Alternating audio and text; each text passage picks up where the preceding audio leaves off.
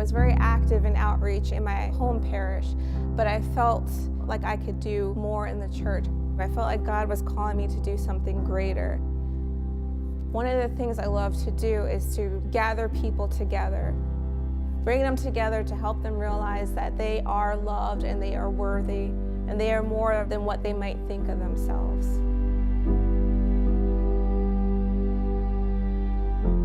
My name is Reverend Toneh Smyth. I am your Canon for Mission for the Diocese.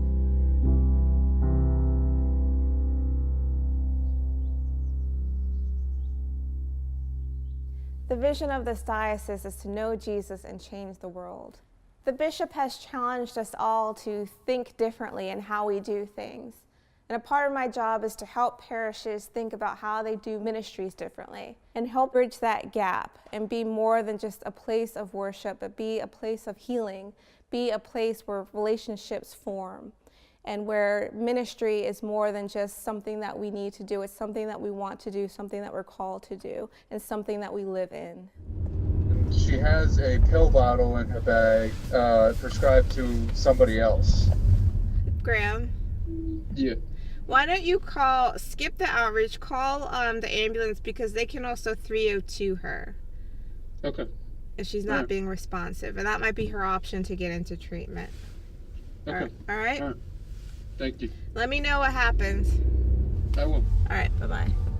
Bye. I am a licensed social worker, but I'm also a deacon. A lot of my job is also going into the community with outside partners that work towards the same missions that we have. So agencies that work towards veteran health, agencies that work towards human trafficking or homelessness.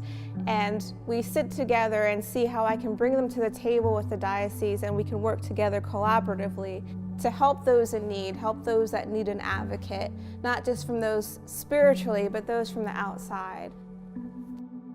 So some of those include the wellness centers. So I have 8 wellness centers so far, and that involves reaching out to universities that have social work students and nursing students that actually want to do more community hands-on work.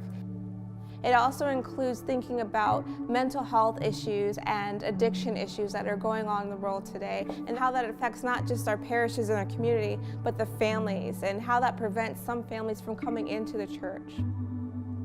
It includes working with senior centers and being with them in a population where they might feel isolated and abandoned, but they have a lot of stories to share, and how can we build that relationship with them again? And also working with veterans and their families. How do we as a parish make them feel that they are deserving of God's love? So as we leave today, I want to continue to challenge you with that and to remember what Jesus says. He always sent his disciples out in pairs, right? We weren't created to be alone, were we? He wants us to be together and work together. And as you continue this discussion out in the world, if you do meet someone that doesn't want to hear you, what did Jesus tell his disciples? Preach the good word, and if they won't listen, dust off your feet and keep walking. Amen, amen. All right. Thank you, guys.